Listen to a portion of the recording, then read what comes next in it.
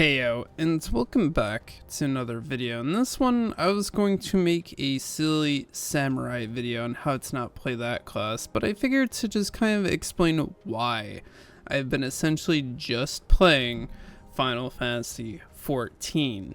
Now, with Final Fantasy XIV, I have been genuinely enjoying myself, as I just had beaten Endwalker and had finally just gotten past post-Endwalker content, and I'm still relatively enjoying the game. Although I just hit Dawn Trail, so that could all change soon. I'm very, very doubtful it will, as I've been just really grinding it out, getting new classes to different levels. Like, I'm even returning to Dragoon to level up that class, and just overall there's a lot of variety with the game that I can be doing, like becoming someone who crafts armor, for instance, and so on and so forth.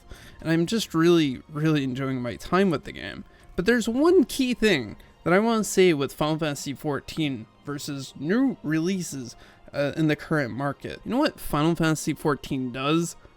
Functions, works, compared to all these other games that don't seem to do that basic function or get presentable graphics out of a graphics card, especially from the 30 series. My rant basically starts with Final Fantasy XIV Rebirth. I had quite a few issues, especially with DLSS with that game, where the image never looked particularly good when it was paused to get a screenshot, for instance. It had to always be in motion. But anytime I would try to tinker with the setting, it wouldn't work the way I wanted it to, or it would just look weird 9 times out of 10 until I injected DLSS 4 into the game and doing incremental mods throughout my entire process of this game and using it and playing it.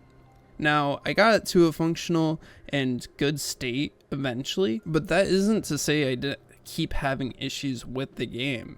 And this goes for even like Monster Hunter Wilds. I didn't purchase that game as there were already consistent DLSS issues with that game. And overall, when you use DLSS for that game, it kind of looks ugly 9 times out of 10. Now, that was before the update. Modders had to go in and kind of like do a lot of stuff like graphical updates to make it look visually awesome, and that's great.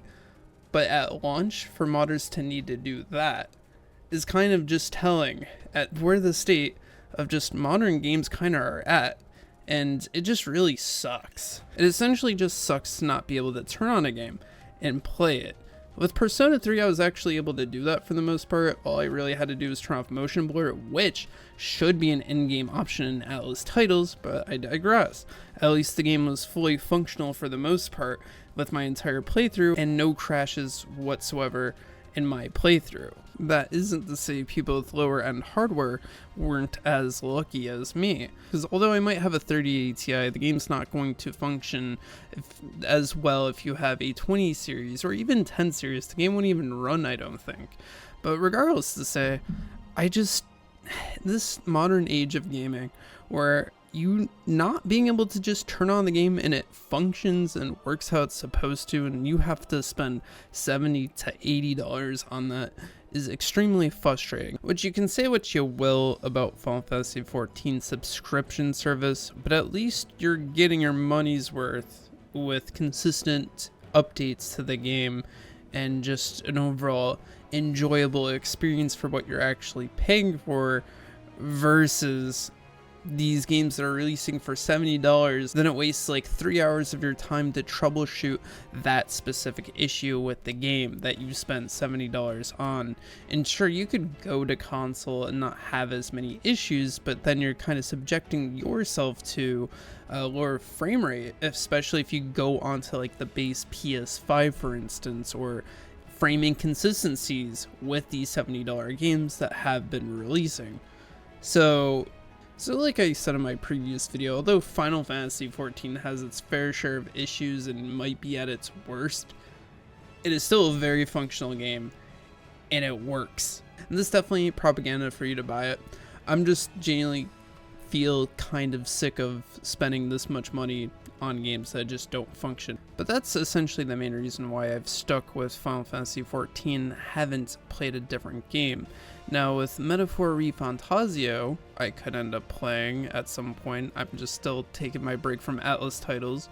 But overall, like, it just sucks when you go full blown into an MMO, or even go into RuneScape, old school RuneScape, to get away from the modern disaster that there is.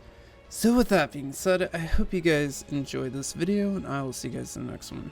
Peace.